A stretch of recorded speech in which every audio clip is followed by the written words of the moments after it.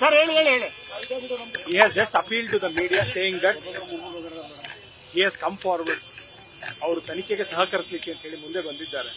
So ಹಾಗಾಗಿ ಅವರ ಕಡೆಯಿಂದ ಒಂದೇ request, let there be no media trial ಒಂದು, and let there be no negative campaign unnecessary. He is before the SIT to give the fullest cooperation. So that is one. Probably ಅವ್ರ appeal ಏನು ಅಂತ first ನಾನು ತಮಗ್ ತಿಳಿಸಬೇಕಾಗುತ್ತೆ. ನಿಮ್ ಪ್ರಶ್ನೆಗಳು ತಮಗಿರಬಹುದು ಒಂದು, ಮತ್ತೆ ಇನ್ನೊಂದು ಏನು ಅಂದ್ರೆ I am appealing in front of camera. Is this ಕೇವಲ ತಮ್ಮ ಫೋನ್ಗಳಲ್ಲಿ ನಾನು ಹೇಳ್ತಿದ್ದೆ, ಕೈಂಡ್ಲಿ ನಾವು ನಮ್ ಕೆಲಸನ ಕೋರ್ಟ್ ನಲ್ಲಿ ಮಾಡ್ತೀವಿ, ತಾವು ತಮ್ಮ ಕೆಲಸ ತಮ್ಗೆ ಎಷ್ಟು ಸಿಗುತ್ತೋ ಮಾಹಿತಿ ಅದು ತಾವು ಬಿತ್ತರ ಮಾಡಿ. ಸೊ ಹಾಗಾಗಿ ನಮ್ಮ ಕೆಲಸ ಕೋರ್ಟ್ ನಲ್ಲಿ ಕೈಂಡ್ಲಿ ಎಕ್ಸ್ಕ್ಯೂಸ್. ನೋ ಮೊದಲ ಭೇಟಿ ನಿಮ್ದು ಇಷ್ಟು ದಿನ ಆದ್ಮೇಲೆ ಅವ್ರು ಮೀಟ್ ಮಾಡಿರೋದು ಏನ್ important? See, he has said, sir, I am giving fullest of cooperation.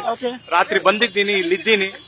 So next day ಕೂಡ ನಾನು ಇವತ್ತಿನ ದಿವಸ ಕೂಡ ನಾನು ಕೋಆಪರೇಟ್ ಮಾಡ್ಲಿಕ್ಕೆ ರೆಡಿ ಇದ್ದೀನಿ sir. I just explain him how the court procedure should work.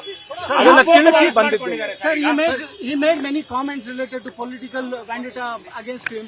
Did he speak anything about it? See, whatever he has spoken, it is already there on the media. I think I should not add or subtract anything what it is already there.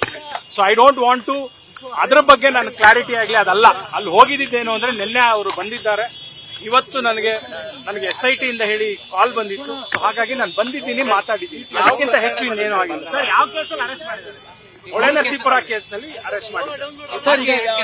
SIT ಅಧಿಕಾರಿಗಳ ಪ್ರಶ್ನೆಗಳಿಗೆ ಉತ್ತರಿಸ್ತಿದ್ದಾರೆ sir, ಸ್ಪಂದಿಸ್ತಿದ್ದಾರೆ. ಏನ್ ಕೇಳಿದ್ರು answer ಮಾಡ್ತಿದ್ದಾರೆ. ಇನ್ನು ಮಾಹಿತಿ. News first ನಿರ್ಭೀತಿಯಿಂದ ನಿಮ್ಮ ಪರವಾಗಿ.